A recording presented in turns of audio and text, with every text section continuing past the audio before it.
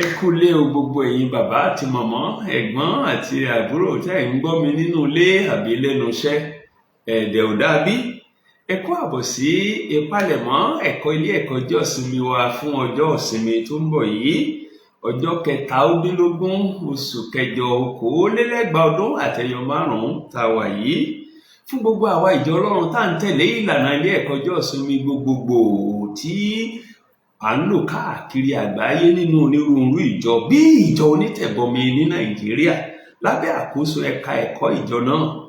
Orí ọ̀rọ̀ tá à ń kẹ́kọ̀ọ́ lé lórí lọ́sẹ̀ yìí òun ni àwọn Júù àti kèfèrí jẹ́ tẹ́ḿpìlì kan. Àwọn Júù àti kèfèrí jẹ́ tẹ́ḿpìlì kan. Bó ni Júù àti kèfèrí ṣe jẹ́ tẹ́ḿpìlì kan? Tá a mọ yẹ̀wò tá a sì mọ yànnàná nínú ẹ̀kọ́ yìí nù. À ń sì lọ kẹ́kọ̀ọ́ nínú ìwé Éfésù orí 2 ẹsẹ̀ 11 sí 12. Éfésù orí 2 ẹsẹ̀ 11 sí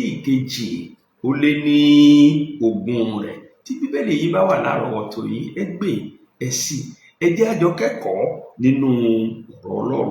Mo bẹ̀rẹ̀ sí kà láti inú ìwé Éfésù orí 2. Mo ń kà nínú bíbélì mímọ́ lédè Yorùbá láti ẹsẹ̀ 1. Ìwé mímọ́ wípé nítorí náà ẹ rántí pé nígbà àtijọ́ rí ẹ̀yin tí ẹ ti jẹ́ kèfèrí nípa ti ara, tí àwọn tí à ń pè ní akọlà tí a fi ọwọ́ ṣe ní ara ń pè ní aláìkọlà, pé ní àkókò náà ẹ̀yin wà láláìní Kristi. Ẹ jẹ́ àjèjì sí àǹfààní àwọn ọlọ̀tọ̀ Ísírẹ́lì àti àlejò sí àwọn májẹ̀mú ìlérí nì, láì ní ìrètí àti láì ní Ọlọ́run ní ayé. Ṣùgbọ́n nísinsìnyí nínú Kristi Jésù, ẹ̀yin tó ti jìnnà réré nígbà àtijọ́ rí ni a mú súnmọ́ tòsí nípa ẹ̀jẹ̀ Kristi. Nítorí òun ní àlàáfíà wa, ẹni tí ó ti ṣe méjèèjì lọ́kan, tí ó sì wó ògiri ìkélé tí ń bẹ láàrin, ó sì ti fi òpin sí ọ̀tá nínú ara rẹ̀, àní sí òfin àṣẹ wọn nì tí ń bẹ nínú ìlànà, kí ó lè fi àwọn méjèèjì dá ẹni titun kan nínú ara rẹ̀, kí ó sì lè ṣe ìlàjà, àti kí ó lè mú àwọn méjèèjì bá Ọlọ́run làjà nínú ara kan nípa àgbélébùú. Ó sì ti pa ìṣọ̀tá náà kú nípa rẹ̀. Ó sì ti wàásù àlàáfíà fún ẹ̀yin tí ó jìnnà réré àti fún àwọn tó súnmọ́ tòsí. Nípa rẹ̀ ni àwa méjèèjì ti ní ọ̀nà nípa ẹ̀mí kan sọ́dọ̀ Bàbá. Ǹjẹ́ nítorí náà ẹ̀yin kì í ṣàlejò àtàtìpó mọ́, ṣùgbọ́n àjùmọ̀jẹ́ ọlọ̀tọ̀ pẹ̀lú àwọn èèyàn mímọ́ àti àwọn aráalé Ọlọ́run. A sì ń gbé yín ró lórí ìpìlẹ̀ àpọ́stélì àti àwọn wòlíì. Jésù tìkára rẹ̀ jẹ́ pàtàkì òkúta igunlé, nínú ẹni tí gbogbo ilé náà tí à ń kọ́ ṣọ̀kan pọ̀ ń dàgbà sókè ní tẹ́ḿpìlì mímọ́ nínú Olúwa, nínú ẹni tí à ń gbé yín ró pọ̀ pẹ̀lú fún ibùjókòó Ọlọ́run nínú ẹ̀mí. Èyí ni ọ̀rọ̀ Ọlọ́run. Kí Olúwa ó bùkún ọ̀rọ̀ rẹ̀ fún ìgbàlà ẹ̀mí wa. Ẹsẹ̀ wúrà wa, ẹsẹ̀ àkọ́kàn, ẹsẹ̀ mọ́nigbàgbé fún ọ̀sẹ̀ yìí, ó ní ẹsẹ̀ 22, ẹsẹ̀ 21 àti 22 ìwé tá a ti ń kẹ́kọ̀ọ́ yìí. Éfésù orí 2 ẹsẹ̀ 21 àti 22.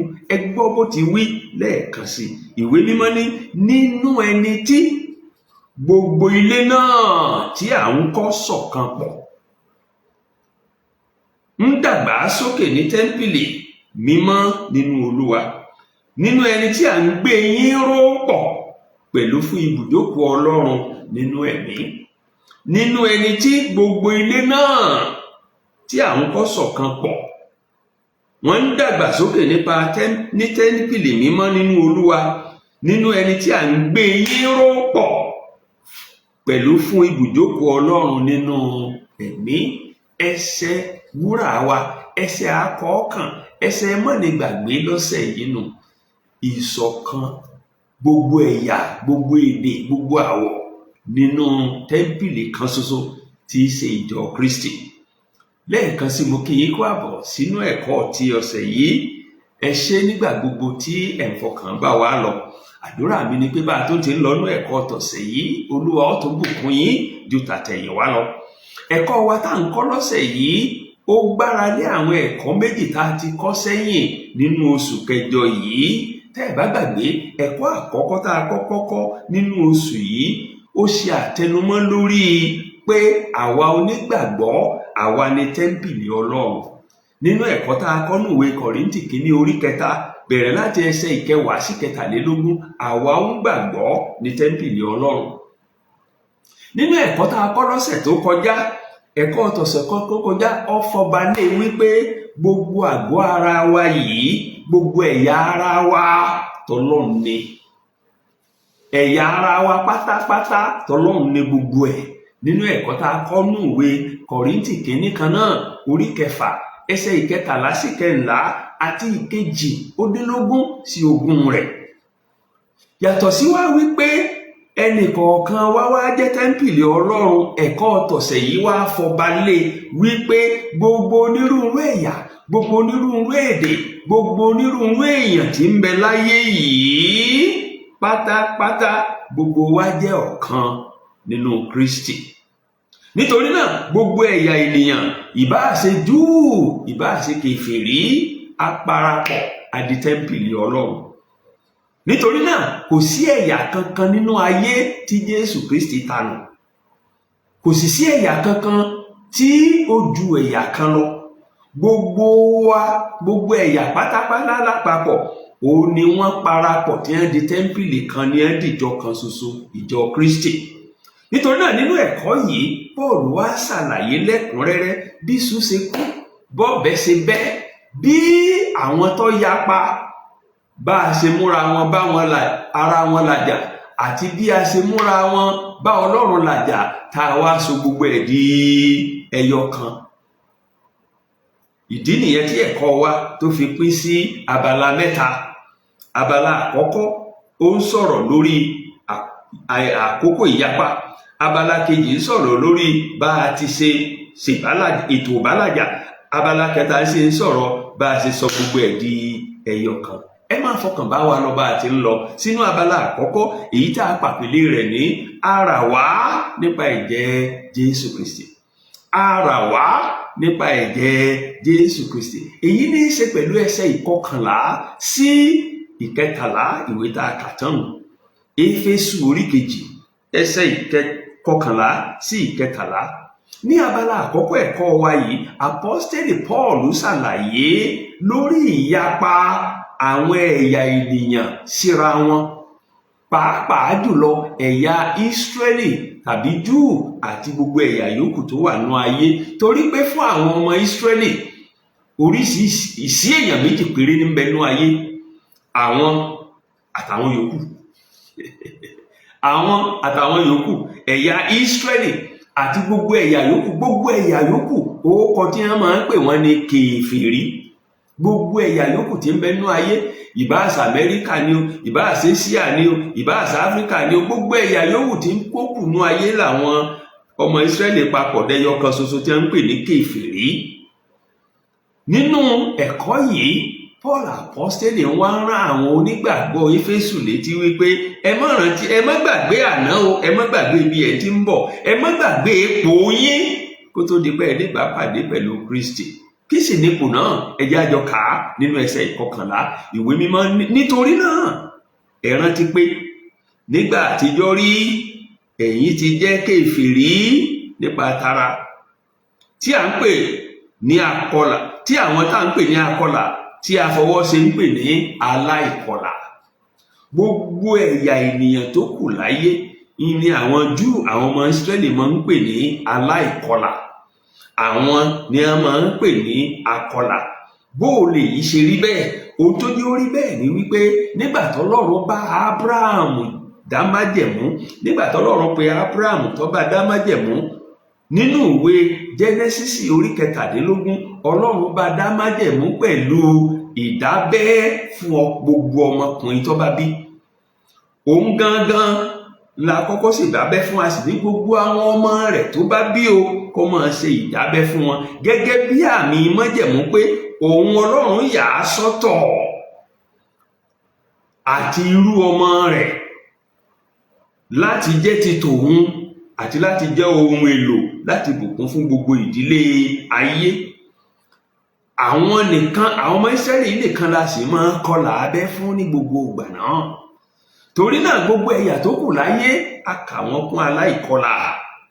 Paul àpọ́sítélì wọ́n rán àwọn ará Éfésù létí, ẹ má gbàgbé ipò yín kẹ́ tó ní ìbápàdé pẹ̀lú Jésù, pé àwọn ọmọ Ísírẹ́lì máa ń pè yín ní aláìkọlà.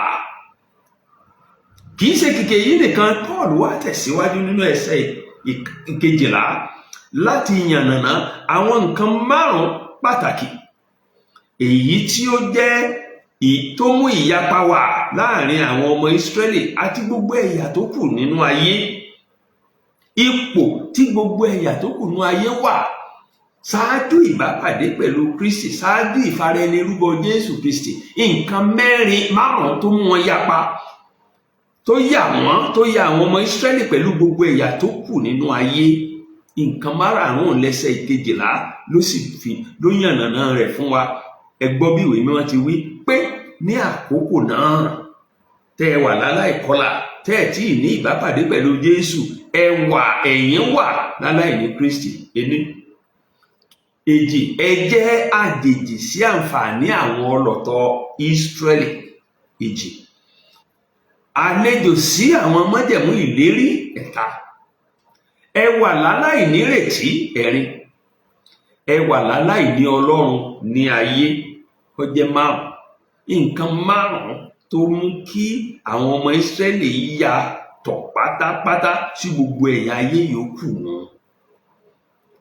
Wọ́n kò ní Kristi torí pé gbogbo ẹ̀yà ayé yòókù abọ̀rìṣà ni gbogbo wọn. Torí náà wọ́n yapa pẹ̀lú Jésù Kristi, olùgbàlà aráyé tí í ṣe irú ọmọ Ábúráhámù. Kì í ṣe kìkì èyí nìkan, nínú ẹsẹ̀ 12 náà wọ́n jẹ́ àjèjì, wọn kì í ṣonílẹ̀, wọn kì í ṣe ọlọ́tọ̀ ní orílẹ̀-èdè Ísírẹ́lì, torí pé a ti ya àwọn ọmọ Ísírẹ́lì sọ́tọ̀ fún Olúwa.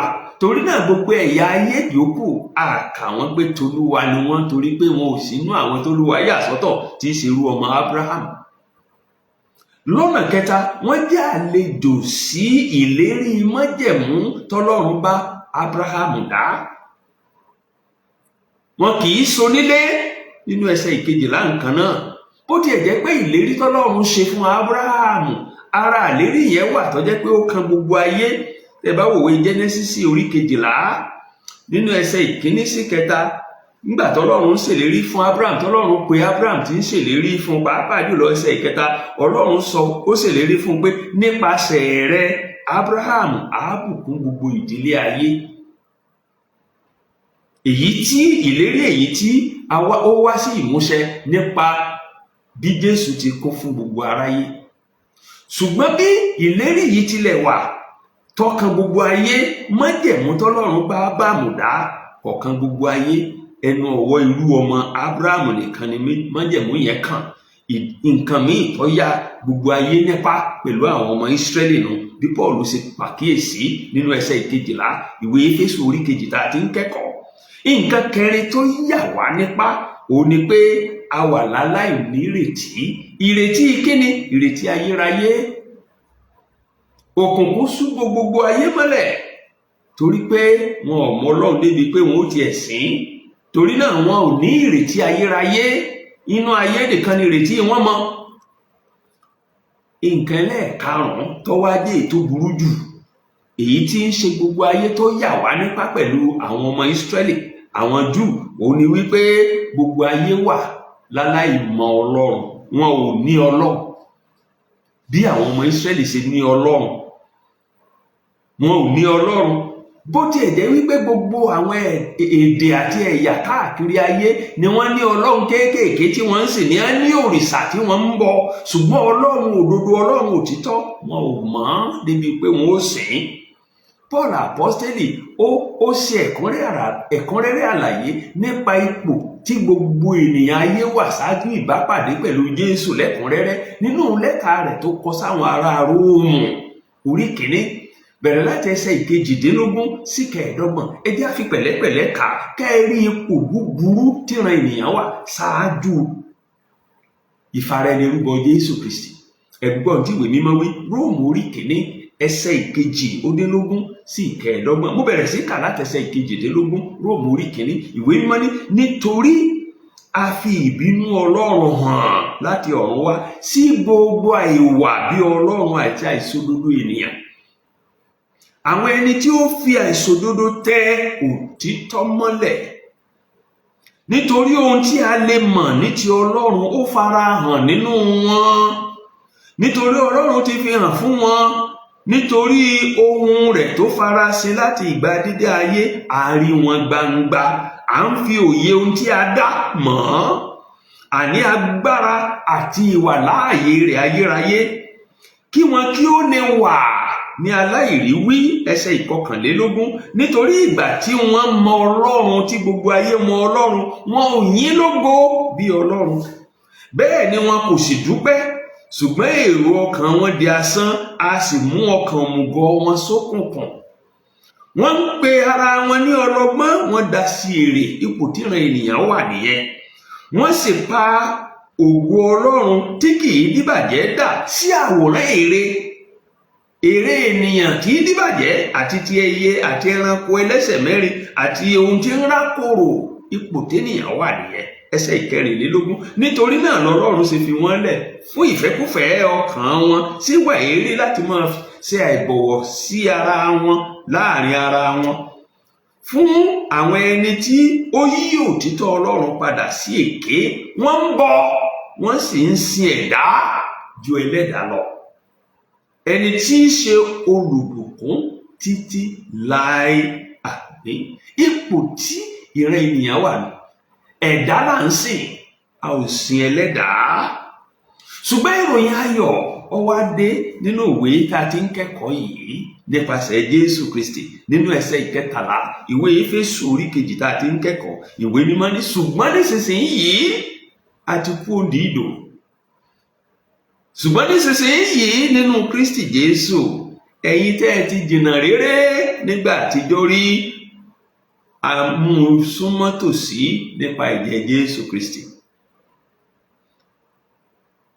ẹ̀yin tẹ́ ẹ ti jìnnà réré, a ti mú yín súnmọ́ tòsí nípa ẹ̀jẹ̀ Jésù Kristi. èyí ni pé nípa ìgbàgbọ́ nínú Jésù Kristi, gbogbo ẹni tá a ti tánù à ń pè é padà.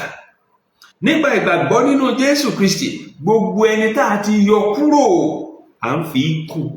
nípa ìgbàgbọ́ nínú Jésù Kristi, gbogbo àwọn tó wà lóde là ń pè é wọlé. nípa ìgbàgbọ́ nínú Jésù Kristi, gbogbo àwọn tí wọ́n jálejò ni wọ́n ń dòńlé. nípa ìgbàgbọ́ nínú Jésù Kristi, gbogbo àwọn tí ó jẹ́ nǹkan di nǹkan. torí náà ní abala àkọ́kọ́ yìí, à ń ṣàlàyé ipò tí ènìyàn wà tó burú, ipò ìyapa sí ara wọn, ipò ìyapa sí Ọlọ́run. ní abala kejì, èyí tí àwọn ń tẹ̀síwájú sí, èyí tá a bá àpèlé rẹ̀ ní aṣọ àwọn Júù àti kèfèrí dọ̀kan nípasẹ̀ Jésù Kristi. aṣọ àwọn Júù àti kèfèrí di ẹyọ kan nípasẹ̀ Jésù Kristi. ní abala kejì ẹ̀kọ́ wa yìí, ó ní apọ́stélì Paul ti ṣàlàyé ìbálàjà èyí tí Jésù Kristi ṣe nípa àti mú ẹ̀yà méjèèjì tó yapa síra wọn, tó kọ̀yìn síra wọn, tó sọ wọ́n dẹyọ kan nínú rẹ̀, tó sọ wọ́n dọ ẹyọ kan láàrin ara wọn. ohun tí ó sì jẹ́ ìdíyelé èyí tí Jésù san láti rí èyí ṣe, òun ni ẹ̀jẹ̀ rẹ̀ tó ta sílẹ̀ lórí igi àgbélébùú. ẹ̀yin ẹ wo ohun tí ẹsẹ̀ ìkẹtàlá yẹn wí lẹ́ẹ̀kan sí, Éfésù orí kejì ẹsẹ̀ ìkẹtàlá ẹ gbọ́ bó ti wí. Ìwé mímọ́ ní ṣùgbọ́n nísinsìnyí nínú Kristi Jésù ẹ̀yin tẹ́ ẹ ti jìnnà réréréréré nígbà àtijọ́ rí la súnmọ́ tòsí, a mú yín súnmọ́ tòsí. Ọ̀nà wo la gbà mú yín súnmọ́ tòsí? Gbólóhùn tó parí ẹsẹ̀ ìkẹtàlá ní nípa ẹ̀jẹ̀ Kristi. Èyí ò ní pé nípa ìfaraẹnirúbọ Jésù Kristi. Àwọn tí wọ́n jìnnà réréréré sí Ọlọ́run, tí wọ́n jìnnà réréréré sí àwọn ọmọ Ísírẹ́lì, tí àwọn ọmọ Ísírẹ́lì yìí bá ṣàṣepọ̀ tẹ́lẹ̀, àwa mú kájọṣepọ̀ kó bẹ̀rẹ̀ láàrin wọn. Nípasẹ̀ ìfaraẹnirúbọ Jésù Kristi, Jésù ṣe ìbálàjà oríṣìí méjì. Ìbálàjà Júù àti kèfèrí. Ìbálàjà àwọn ọmọ Ísírẹ́lì àti kèfèrí. Ẹ má gbàgbé mo sọ fún yín lẹ́ẹ̀kan wípé àwọn tá à ń pè ní kèfèrí ó ní gbogbo ẹ̀yà ayé yòókù tí kìí ṣẹ̀yà Ísírẹ́lì. Jésù ṣèbálàjà láàrin ẹ̀yà Ísírẹ́lì àti gbogbo ẹ̀yà tó kù nú ayé. Ìbálàjà àkọ́kọ́ nù. Ìbálàjà kejì tí Jésù ṣe ni pé ó ṣe ìbálàjà láàrin gbogbo ẹlẹ́ṣẹ̀ èyí táwọn ọmọ Ísírẹ́lì náà jára wọn àti gbogbo ẹ̀yà ayé yòókù pẹ̀lú Ọlọ́run. Ẹ jẹ́ á wò wọ́n ní ṣísẹ̀ntẹ̀lé. Ìbálàjà àwọn Júù àti kèfèrí. Tẹ́ bá wo ẹsẹ̀ ìkẹtàlá ọ̀hún, ìwé mímọ́ ní nípasẹ̀ ìfaraẹnirúbọ ikú Jésù Kristi lórí igi àgbélébù àwọn kèfèrí tí wọ́n jìnnà réré a mú wọn súnmọ́ tòsí. Nǹkan àkọ́kọ́ tí ikú àti àjíǹde Jésù ṣe nù, ó mú àwọn tó jìnnà réré sáwọn ọmọ Ísírẹ́lì súnmọ́ àwọn ọmọ Ísírẹ́lì. Nǹkan kejì tí ikú Jésù ṣe nínú ẹsẹ̀ ìkẹrìnlá òun ni pé Jésù Kristi àti Júù ni o àti gbogbo ẹ̀yà ayé yòókù ni o, ó wá sọ gbogbo wa di ẹyọ kan ṣoṣo nínú ìjọ rẹ̀. Tẹ́ bá wo ẹsẹ̀ ìkẹrìnlá yẹn, ìwé mímọ́ ní nítorí òun ni àlàáfíà wa, Jésù ni àlàáfíà wa, ẹni tí ó ṣe méjì ní ọ̀kan. Ìyẹn ni àti Ísírẹ́lì ni o àti gbogbo ẹ̀yà ayé yòókù ni o, dípò ìyapa tó wà ní abala àkọ́kọ́ ẹ̀kọ́ wa, wọ́n di ẹyọ kan. Nínú ẹsẹ̀ ìkẹrìnlá náà tẹ́ bá wo abala kejì rẹ̀, abala kejì ẹsẹ̀ ìkẹrìnlá jẹ́ kó yé wa wípé Jésù wó ògiri ìyapa tó wà láàrin àwọn ọmọ Ísírẹ́lì àti gbogbo ẹ̀yà ayé yòókù. Abala kejì ẹsẹ̀ ìkẹrìnlá ní tí ó sì wó ògiri ìkélé tí ń bẹ láàrin. Ẹnìkan wá béèrè pé ògiri ìkélé wo ní ń bẹ láàrin? Òwe tí Jésù ń pa ní tí Paul apọ́sítélì ń pa nínú ẹsẹ̀ yìí ní í ṣe pẹ̀lú tẹ́ḿpìlì ní Jerúsálẹ́mù nígbà tẹ́ḿpìlì fi wà ńbẹ̀, nígbà tí Sólómọ́nì fi kọ́ àtìgbà tó jẹ́ pé àtúntò kọ́ ńgbà wọ́n tó kó ẹrú Bábílónì dé. Wọ́n ní ìloro kan tó jẹ́ pé wọ́n pè ní ìloro àwọn kèfèrí. Kèfèrí kankan gbogbo ẹ̀yà ayé yòókù wọn ò gbọdọ̀ kọjá àloro. Tí ẹni yòówù tó bá tasẹ̀ àgẹ̀rẹ̀ nínú gbogbo ẹ̀yà ayé yòókù tó kọjá ìloro kóun ó sùn mọ́ bíi tẹ́ḿpìlì wà, ó ṣe bẹ́ẹ̀ ẹ̀mí rẹ̀ ni ó fi dì. Ṣùgbọ́n ògiri tó fà á, Jésù ó wó nípa fífi ara rẹ̀ rúbọ, àti tẹ́ḿpìlì ni o àtògiri tó bá àlàyé òkú tiẹ̀ sí kankan mọ́, torí gbà Jésù ó fi lọ ló fi wípé òkúta kan ò ní dúró lórí èkejì nínú tẹ́ḿpìlì yìí. Tá ẹ̀ bá sì gbàgbé ńgbà tí Jésù wà lórí igi àgbélébù, ìwé mímọ́ tiẹ̀ sọ fún wa pé aṣọ òkèlè tẹ́ḿpìlì gan ó ṣe kí ni o, ó fàya. Torí náà ògiri ìyapa láàrin ọmọ Ísírẹ́lì àti gbogbo ẹ̀yà yòókù, Jésù mú ògiri owó palẹ̀, ó sọ gbogbo wa di ẹyọ kan nínú ìjọ rẹ̀. Lọ́nà kẹrin, nínú Jésù Kristi ó fòpin sí ìjìyà òfin fún ẹlẹ́ṣẹ̀.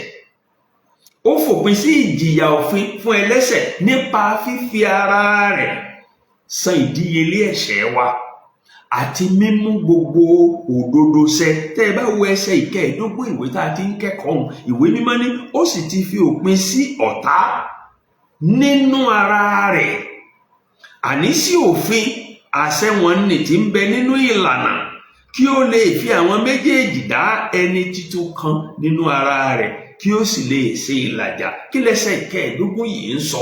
Ntẹ́sẹ̀ ìkẹẹ̀ẹ́dógún yìí ń sọ ni pé nípa ikú Jésù Kristi lórí igi àgbélébùú, ó ti san ìdíyelé fún ẹ̀ṣẹ̀ gbogbo ènìyàn. N tó fi ń béèrè fún ó ti san.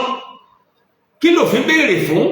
Ìwé Róòmù orí 6 ẹsẹ̀ 3 ó ní ikú ni èrè ẹ̀ṣẹ̀. Ikú ni èrè ẹ̀ṣẹ̀.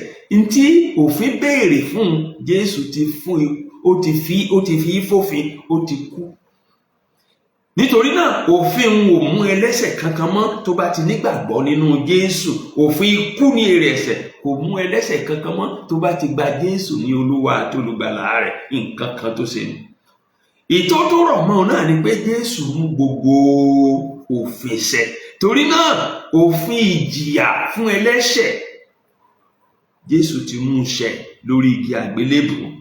Nípa ìgbàgbọ́ nínú Jésù, àti wá Júù ni o àti kèfèrí ni o, gbogbo ẹ̀yà ènìyàn tí ń bẹ nínú ayé ni Jésù ti mú bá làjà sínú ìjọ kan ṣoṣo nípa ikú rẹ̀ lórí igi àgbélébùú. Ìdí nìyí tí Jésù fi jẹ́ àlàáfíà fún gbogbo wa, orísun àlàáfíà gbogbo wa, torí pé òun ló ṣètò ìbálàjà láàrin Júù àti gbogbo ẹ̀yà ayé yòókù. Kì í ṣe kìkì èyí nìkan, Jésù kì í ṣe pé ó ṣe ìbálàjà láàrin èèyàn sí ènìyàn, láàrin ẹ̀yà sí ẹ̀yà nìkan, ó ṣe ìbálàjà láàrin ẹlẹ́ṣẹ̀ àti Ọlọ́run. Eléyìí ni ẹsẹ̀ 14 sí 18 ìwé tá a ti ń kẹ́kọ̀ọ́ yìí ń sọ fún wa. Tẹ́ ẹ bá wo ẹsẹ̀ 14 sí 18, ìwé mímọ́ ní àti kí ó lè mú àwọn méjèèjì bá Ọlọ́run làjà nínú ara kan nípa àgbélébùú, ó sì ti pa ìṣọ̀tá náà kú nípa rẹ̀. Ìṣọ̀tá pẹ̀lú Ọlọ́run ó ti pa á kú nípa rẹ̀. Ó sì ti wàásù àlàáfíà fún ẹ̀yin tí ó jìnnà réré àti fún àwọn tó súnmọ́ tòsí, èyí àwọn Júù. Àti nípa rẹ̀ ni àwa méjèèjì àti Júù àti kèfèrí àti gbogbo ẹ̀yà ayé gbogbo nípasẹ̀ Jésù Kristi ni a ní ọ̀nà nípa ẹ̀mí kan sọ́dọ̀ Bàbá. Èyí ò ní pé nípa ikú àti àjíǹde Jésù Kristi, Jésù mú wa bá Ọlọ́run làjà. Jésù parí aáwọ̀ tó wà láàrin gbogbo ènìyàn àti Ọlọ́run nípa fífi ara rẹ̀ rúbọ lórí igi àgbélébùú. Kì í wá ṣe pé Jésù mú wa bá Ọlọ́run làjà nìkan, ó tún fi iṣẹ́ ìránṣẹ́ làjà, ó fi lé wa lọ́wọ́ láti jẹ́ ohun èlò láti mú gbogbo àwọn tí wọn ò tí ì bá Ọlọ́run làjà bá Ọlọ́run làjà. Eléyìí ni Pọ́ọ̀lù ṣàlàyé rẹ̀ lẹ́kùnrẹ́rẹ́ nínú lẹ́tà rẹ̀ tó kọ sáwọn ará Kọ̀ríńtì kejì, lẹ́tà rẹ̀ kejì sáwọn ará Kọ̀ríńtì. Tẹ́ ẹ bá wo orí 5 ẹsẹ̀ 13 sí 19, Kọ̀ríńtì kejì orí 5 ẹsẹ̀ 13 sí 19, ìwé mímọ́ ní nítorí náà bí ẹnikẹ́ni bá wà nínú Kristi, ó di ẹ̀dá titun, ohun àtijọ́ ti kọjá lọ, kíyèsí wọ́n sì di titun. Ohun gbogbo sì ti ọ̀dọ̀ Ọlọ́run wá, ẹni tí ó ti ipasẹ̀ Jésù Kristi bá wa làjà sọ́dọ̀ ara rẹ̀, tí ó sì ti fi iṣẹ́ ìránṣẹ́ làjà fún wa. Èyí ni pé Olúwa wà nínú Kristi, ó ń bá aráyé làjà sọ́dọ̀ ara rẹ̀, kò sì ka ìrékọjá wọn sí wọn lọ́rùn mọ́, kò ka ẹ̀ṣẹ̀ wọn sí wọn lọ́rùn mọ́ nítorí ikú àtàjíǹde Jésù Kristi. Ó sì ti fi ọ̀rọ̀ ìlàjà, iṣẹ́ ìránṣẹ́ ìlàjà, ó ti fi lé wa lọ́wọ́. Torí náà Jésù Kristi kì í ṣe kó ṣètò ìbálàjà láàrin ènìyàn ẹ̀yà sí ẹ̀yà nìkan, ó ṣètò ìbálàjà láàrin ènìyàn àti ẹlẹ́dàá rẹ̀. Nítorí náà lákòótán Jésù ṣètò ìlàjà láàrin àwọn Júù àti kèfèrí, láàrin àwa ẹlẹ́ṣẹ̀ àti Ọlọ́run. Òun sì ni olùlàjà wa, òun ní àlàáfíà wa. Nípasẹ̀ rẹ̀ ńlá ní àjọṣepọ̀ tó gún pẹ̀lú Ọlọ́run àti pẹ̀lú ara wa. Ibi tí abala kejì ẹ̀kọ́ wa tó náà ti tẹnu gbòmùdò tó mú mímu, tó wá sún wa síwájú sí abala kẹta tó gbẹ̀yìn ẹ̀kọ́ yìí, èyí tá a pè ní àwọn Júù àti kèfèrí jẹ́ ọmọ ìjọba titun. Àwọn Júù àti kèfèrí jẹ́ ọmọ ìjọba titun. Èyí ní í ṣe pẹ̀lú ẹsẹ̀ 19 sí 22 ìwé tá a ti ń kẹ́kọ̀ọ́ Éfésù orí kejì. Éfésù orí kejì ẹsẹ̀ 19 sí 22. ní abala kẹta yìí Paul mú ìjíròrò rẹ̀ lórí ìyapa ìran ènìyàn àti ìbálàjà àwọn Júù àti gbogbo ìran ènìyàn tá à ń pè ní kèfèrí. Ó mú ìjíròrò rẹ̀ wá sí òpin ní abala kẹta tó gbẹ̀yìn ẹ̀kọ́ wa yìí pẹ̀lú àsọyán lórí ìṣọ̀kan wọn, pẹ̀lú àsọyán lórí bí wọ́n ṣe di ẹyọ kan ṣoṣo.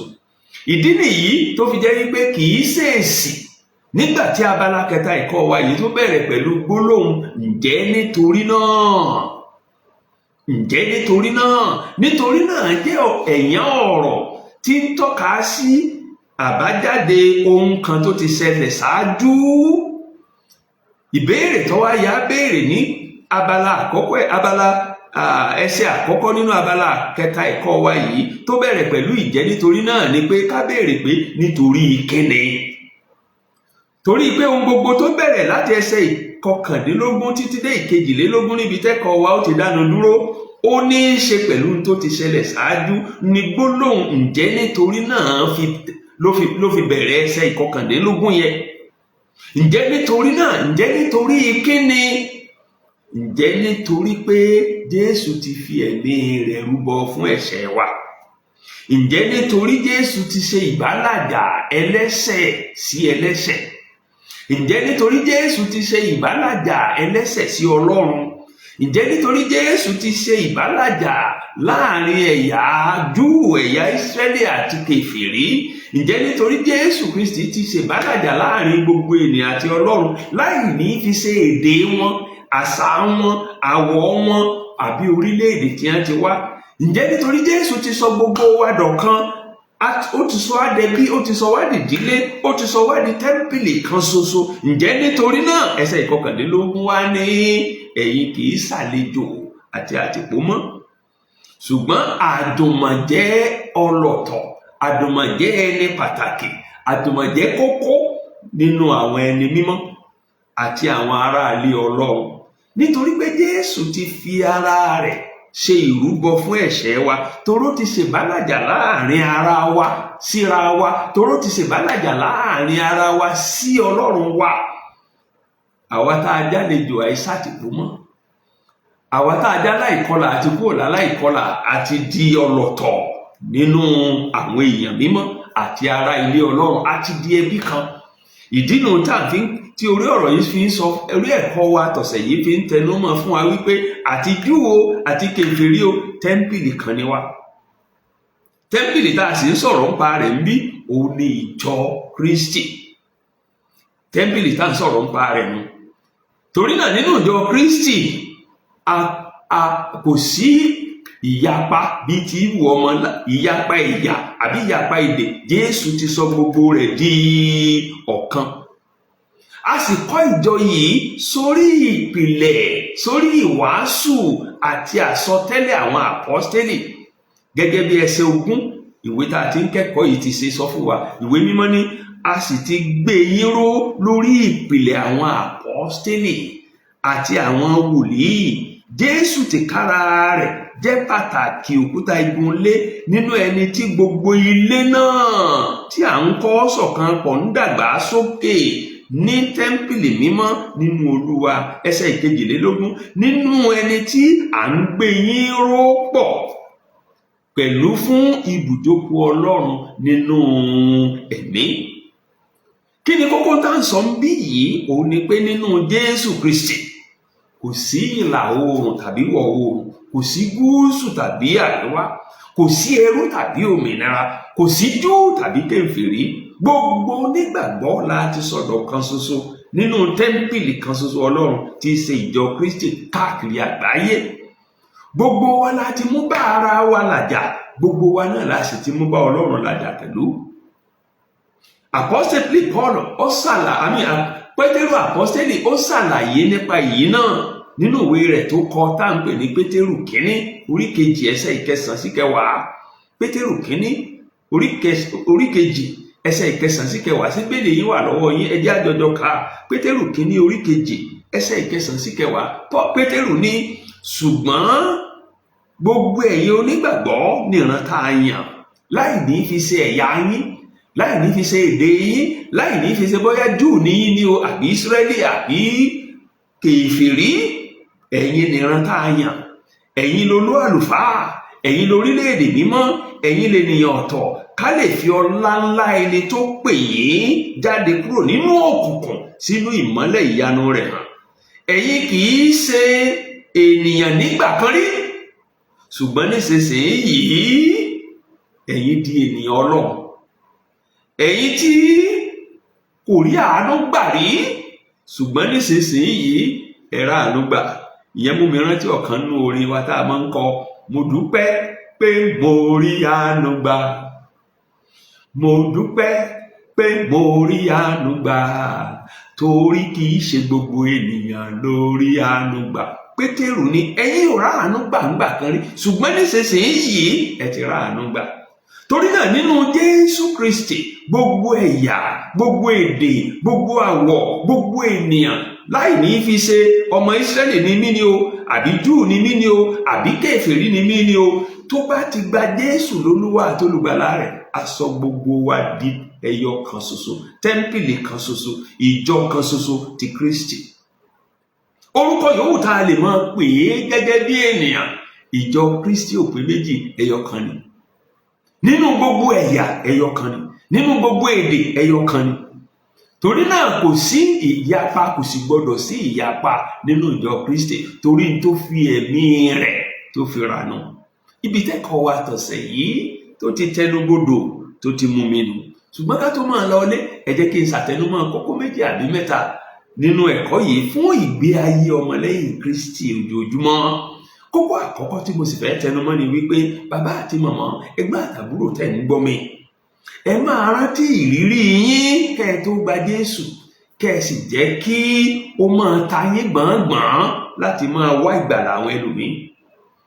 Ẹ máa rántí nígbà gbogbo ìgbé ayé yín, ìrírí yín kẹ́ ẹ tó ní ìbápàdé pẹ̀lú Jésù, kẹ́ ẹ wá jẹ́ kí ìyẹn kó mú kí ọkàn yín kó máa pòǹgbẹ láti wá ìgbàlà àwọn míì tí ò tí ì níbàpàdé pẹ̀lú rẹ̀.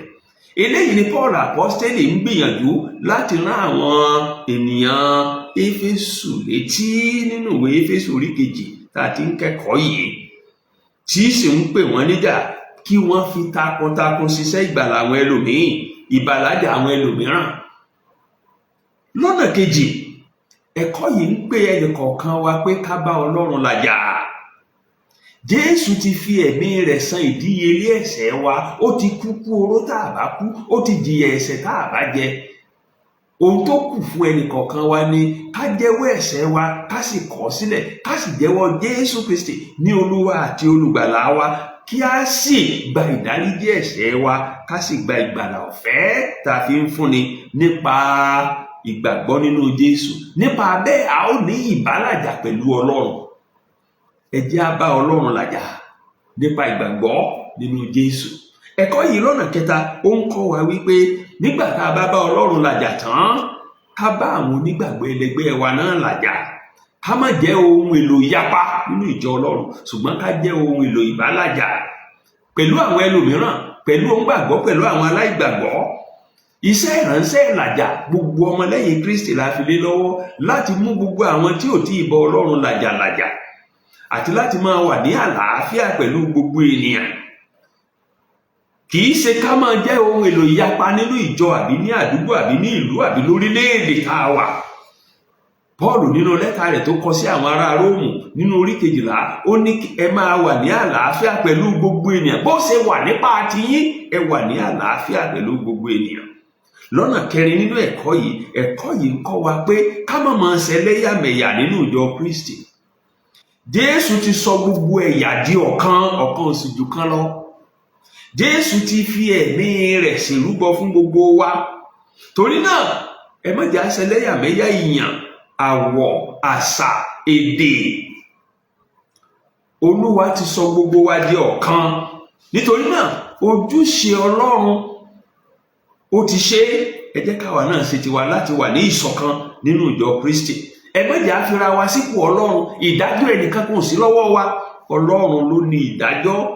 Òun ló rínú ló róde tí ó sì ṣèdájọ́ olúkúlùkù wa. Torí náà má ṣe ẹlẹ́yàmẹ̀yà ìjọ, má ṣe ẹlẹ́yàmẹ̀yà ìyàn. Gbogbo ènìyàn ni Jésù Kristi ló kú fún tó sì sọ wá dọ̀kan nínú ara rẹ̀. Ní ìparí lọ́sẹ̀ yìí, ẹ̀kọ́ yìí kọ́ wa pé kí ìjọ Kristi ká máa kọ́ bí a ṣe kọ́ ń jẹjọ, ká máa kọ́ sórí ìpìlẹ̀ tí í ṣe Jésù Kristi. Ká máa kọ́ sórí ìpìlẹ̀ ìwàásù àti àsọtẹ́lẹ̀ àwọn àpọ́stélì rẹ̀ gẹ́gẹ́ bá a ṣe kọ́ nínú májẹ̀mú titun.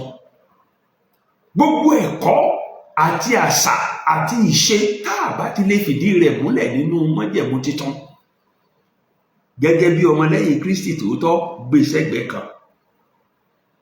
Torí pé ìwé mímọ́ òun ni aláṣẹ lórí ìṣe àti ìgbàgbọ́ wa tó bá jẹ́ ojúlówó ọmọlẹ́yìn Kristi ni wa. Torí náà ohun tí ìwé mímọ́ pàápàá jùlọ májẹ̀mú titun bá sọ tó sì fìdí rẹ̀ múlẹ̀ ló yẹ ká máa tẹ̀lé. Ibi tí ẹ̀kọ́ wa tọ̀sẹ̀ yìí tó ti tẹnubodò tó ti mú mi nìyẹn. Ẹ ṣé púpọ̀ tí ẹ ń gbọ́ wa. Bí ẹ̀kọ́ yìí bá bùkún fún yín, ẹ jọ̀wọ́ ẹ pín pẹ̀lú àwọn ẹlòmíràn lórí ẹ̀rọ ayélujára yín, nínú ìjọ yín àti ní àwùjọ tẹ́ ẹ wà. Tẹ́ ẹ bá sì fẹ́ ká máa fi fọ́nrán ẹ̀kọ́ yìí ránṣẹ́ sórí ẹ̀rọ WhatsApp yín lọ́sọ̀ọ̀sẹ̀ tààràtà, ẹ tẹ àtẹ̀jíṣẹ́ sórí ẹ̀rọ WhatsApp. Òǹkà WhatsApp tí mo fẹ́ pè jáde yìí, àmì àròpọ̀ 2 ẹ̀ta 4 ẹ̀jọ 1 mẹ́ta 2 ẹ̀sán 2 àrún 2. Àmì àròpọ̀ 2 ẹ̀ta 4 ẹ̀jọ 1 mẹ́ta 2 ẹ̀sán 2 àrún 2. Bí ẹ bá fẹ́ ká máa fi fọ́nrán ẹ̀kọ́ yìí ránṣẹ́ tààrà sórí ẹ̀rọ WhatsApp yín, ẹ tẹ àtẹ̀jíṣẹ́ sí òǹkà WhatsApp tí mo fẹ́ pè jáde yìí +234 81 11 32 99 55 +234 81 11 32 99 55. Títí ọ̀sẹ̀ tí ń bọ̀ tá ó tún máa pàdé. Mo fàyín lé Ọlọ́run alààyè lọ́wọ́ àti gbogbo àwọn olùkọ́ wa nínú ilé ìjọsìn wa gbogbo. Àdúrà mi ni pé ìgbà tá a bá ń kẹ́kọ̀ọ́ yìí lọ́jọ́ Olúwa tí ń bọ̀ yìí, ọjọ́ 7/20 oṣù kẹjọ 2025 yìí, Olúwa ó tún ṣí wa ń yè jù báyìí lọ láti mọ òtítọ́ ọ̀rọ̀ rẹ̀. Yóò sì ràn wá lọ́wọ́ láti lè jẹ́ olùṣe ọ̀rọ̀ náà. Ẹ jẹ́ á tètè dé sílé ilé ẹ̀kọ́ ọjọ́ ìsinmi nínú ìjọ wa gbogbo, ká sì kópa ribiribi. Gbogbo wa ó dá lábùkún fún ní orúkọ Jésù Kristi. Ẹ ṣé púpọ̀ tẹ́ ń gbọ́ wa. Ó dàbọ̀.